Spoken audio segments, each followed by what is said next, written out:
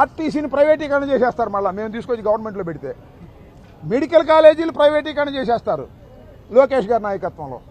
ఎందుకంటే లోకేష్ గారు క్యాష్ ఇస్తే ఇదేం పెట్రోల్ బంకులు ఎవరు క్యాష్ ఇవ్వరు కదా. లోకేష్ గారు మీరందరూ లోకేష్ అనుకుంటున్నారు, ఆయన్ని is not Lokesh, love cash. క్యాష్ని లవ్ చేస్తాడు, అందుకనే మంచి పేరు పెట్టారు. నాకు ఒకసారి చనిపోయాడు హరికృష్ణ గారు చెప్పాడు, వాళ్ళ మేనమామే నాకు బాగా అప్పుడప్పుడు కలుస్తుండేవాడు. మా లోకేష్ చిన్నప్పుడు దాన్ని ఏమంటారు, అన్నప్రసాదం రోజున అన్ని వరుసనే పెడతారు, కత్తి, పెన్ను, క్యాషు, వ్యవసాయ పనిముట్లు, ఏది పట్టుకుంటాడండి. మా లోకేష్ మా మేన డైరెక్ట్గా వెళ్ళి క్యాష్ పట్టుకున్నాడండి. అందువల్ల మా Lokesh is loving cash, love cash. Cash ఉంటే ఏ పనైనా చేస్తాడు, మంగరీళ్ళు అయినా ఇంకో చోట అయినా. ఇలాంటి పెట్రోల్ ధరల మీద తగ్గించే కార్యక్రమం మాత్రం చేయడు. అప్పుడు మేము అధికారంలో ఉన్నప్పుడు చూపించాడు, అన్నిటికన్నా రాష్ట్రంలో ఎక్కువగా ఉంది ధర, మేము వస్తే తగ్గించేస్తాం అని.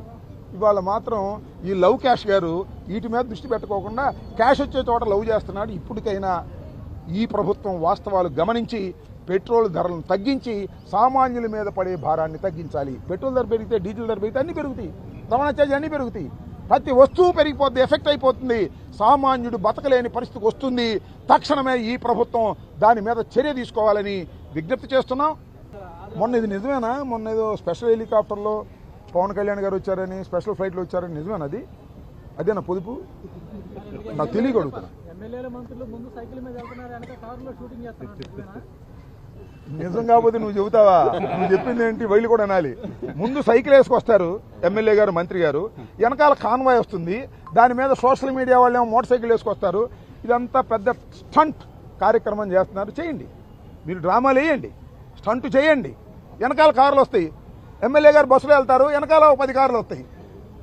ఇవన్నీ స్టంట్ వేస్తున్నారు. మీ దగ్గర ఉన్నాయా? మీడియా వాళ్ళు బ్రహ్మాండంగా చూపిస్తున్నారు కదా. ఎమ్మెల్యే గారు కారులో వెళ్ళలేదు, బస్సులో వెళ్ళారు, మంత్రి గారు సైకిల్ మీద వచ్చారు. ఈ చూస్తున్నారు తప్ప వెనక కూడా తీయాలి మీరు. వెనకున్నటువంటి కార్లు, అధికారులు అవి కూడా తీస్తే ఇక మానుకుంటారు. అది పొదుపు పేరుతో డ్రామాలు ఆడుతున్నారు. ఆడండి, ప్రజలు గమనిస్తున్నారు. చెప్పయ్యా స్వామి. దేశంలో కల్లా బాగా డబ్బులున్న రాష్ట్రం అయ్యింది సార్. ముగ్గురు కంటే 30,000, నలుగురు కంటే 40,000 నీకు పెళ్ళి అయిందా బాబు? పెళ్లి కాని యువకులందరూ కూడా 30,000 ఇస్తాడు మూడో పిల్లని కానండి, 40,000 ఇస్తాడు నాలుగో పిల్లని కానండి. నేను మాత్రం ఒకనే గంట, మా అబ్బాయి మాత్రం ఒకనే గంటాడు. ఏంది ఇది? చంద్రబాబు నాయుడు గారు మాత్రం ఒకనే గంటాడు, వాళ్ళ అబ్బాయి కూడా ఒకనే గంటాడు. ఆయన ఇంకొక ఉన్నాడు, వాళ్ళ అబ్బాయి మనవడు, అతను కూడా ఒకనే గంట. రాసుకోండి రేపు. వాళ్ళ ఆస్తులు మాత్రం చెదరకూడదు, వాళ్ళ ఆరోగ్యాలు మాత్రం దెబ్బతినకూడదు. మీరు మాత్రం పెళ్ళైన కొత్త వాళ్ళు అందరూ ఇప్పుడు ఇద్దరు కంటే ఇంకోళ్ళు కానండి 30,000 ఇస్తాడు బాబో, జీవితాంతం బతకొచ్చు.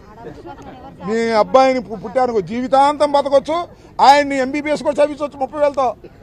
అర్థమైందా? 40,000 ఇస్తాడు నాలుగో పిల్లల కంటే. ఇక చూసుకోండి, ఇక 40,000 పెట్టి అమరావతిలో 10 ఎకరాలు కొనుక్కోవచ్చు.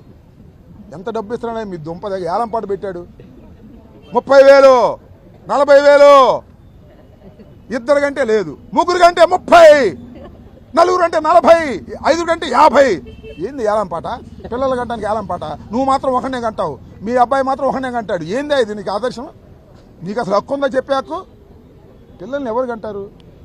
ఆర్థిక స్తోమత బాగుండప్పుడు. ఆర్థిక స్తోమత బాగుండా కనలేకపోతున్నారయ్యా, ఎందుకంటే పెంచడం కష్టమైపోతుంది కాదా? అసలు పూర్వాన్ని స్కూల్లో చేర్చాలంటే ఎంత అవుతుంది?